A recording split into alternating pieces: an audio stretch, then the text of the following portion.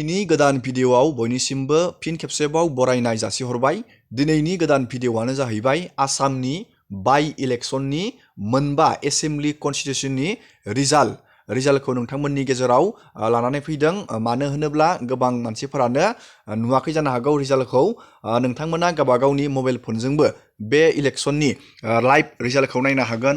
सोर केन्डिडेटआ बेसेबां भट मोननानै देराखो नोंथांमोना नैबे इलेक्शन कमिशन अफ इन्डिया नैबे पर्टेलाव फैनानै एजियावनो नोंथाङा सोर बेसेबां केन्डिडेटआ बेसेबां भट मोननानै दासिम देराखो, सोर लिडिं खालामबाय दं, बेखौ नोंथाङा ए टु जेड डिटेल्सआव नायनो हागोन नैबे इलेक्शन कमिशन अफ इन्डिया पर्टेलाव।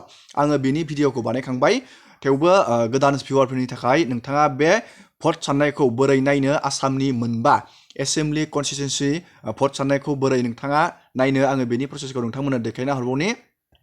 गिबियावनो नोंथाङा गुगोलाव थांनांगोन। गुगोलाव थांनानै नोंथाङा नैबेयाव सार्च खालामनांगोन इलेक्शन कमिशन अफ इन्डिया। आङो लिंकखौ भिडिअनि डिसक्रिपसनाव होखादों। दानिया नोंथाङा नैबे इलेक्शन कमिशन अफ इन्डिया नैबेयाव थुनानै होनांगोन। आङो दानिया बेयाव थुबाय, नोंथाङाबो बेबायदिनो थुबानो जाबाय। दानिया बेयाव थुनानै बेबायदि मोनसे पेज गेवगोन। बे पेजखौ नोंथाङा बोखोनानै नैबेयाव मोनसे अप्शन नुनो मोनदों एसेम्बलि इलेक्शन रिजाल्ट, बेयाव क्लिक खालामनानै होनांगोन।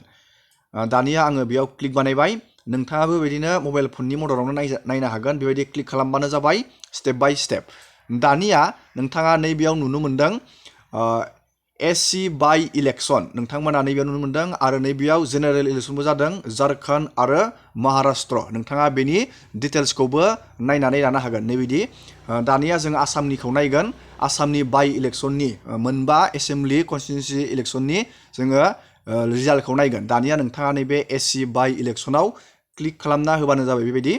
आङो दानिया बेयाव क्लिक बानायबाय। बेयाव सार्भारनि प्रब्लेम जादों, मानो होनोब्ला गोबां दा सार्भारा डाउन जानानै दं।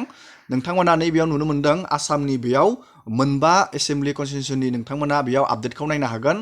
जोङो नैबे बिटिआरनि सिडलि नैबे 31, जोङो बे 31निखौ नायनि, जोङो सिडलिनिखौ सोर देराखो। नोंथाङा बेबायदि क्लिक खालामबानो जाबाय। क्लिक खालामना होनाय लोगोनो नोंथाङा नैबेयाव नुनो मोनगोन नैबे इउनाइटेड पिपुल पार्टि इउपिपिएलनिफ्राय नैबे निर्मल कुमार ब्रह्मआ बिथाङा देरहानो हाबाय नैबे 95,243 भट मोननानै। नोंथांमोना बेबायदि नायना लानो हागोन। दानिया जोङो नेक्स्ट जोङो आपडेटखौ नायबावनि।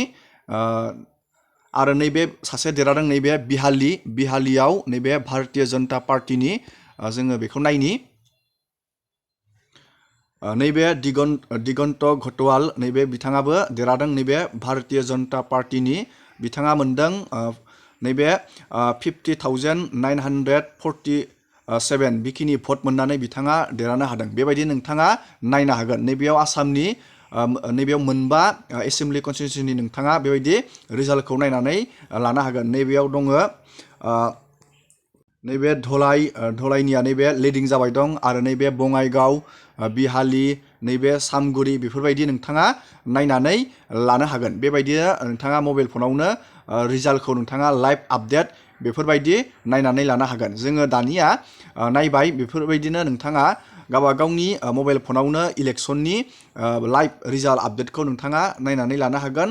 दिनैनि भिडिअखौ आङो बेखिनियावनो फोजोबबाय। नोंथांमोना भिडिअखौ नायनानै मोजां मोनदोंबा लाइक खालामबानो जाबाय, चेनेलाव गोदानबा चेनेलखौ साबस्क्राइब खालामबानो जाबाय। एसेनोसै दिनैनि भिडिअआ।